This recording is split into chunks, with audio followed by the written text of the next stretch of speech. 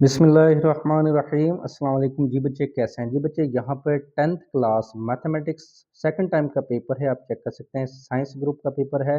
और यहाँ पे बच्चे एमसीक्यू शेयर करने जा रहे हैं डीजी खान बोर्ड। कौन सा बोर्ड है? DG Khan board. शाम का पेपर है, इवनिंग का पेपर है। जो बच्चे पेपर देख रहे हैं अपने एमसीक्यूज क्लियर कर लें, देख लें कौन से एमसीक्यूज ठीक है, किस पर आप टिक लगा कर रहे हैं। तो हमारा ये न्यूज़ चैनल है, इसको लाजमी आपने सब्सक्राइब कर लेना है, बेल आइकन भी दबा दें। इंशाल्लाह 9th क्लास के आगे तमाम के तमाम एमसीक्यूज पेपर्स इंशाल्लाह इसी चैनल पर अपलोड होंगे। बाकी लाहौर बोर्ड्स के हमारे प्रीवियस चैनल पर सिर्फ वन में के नाम से वहाँ पे अपलोडेड हैं। तो यहाँ पे इंशाल्लाह बाकी तमाम पंजाब बोर्ड्स के अपलोड किए जाएंगे।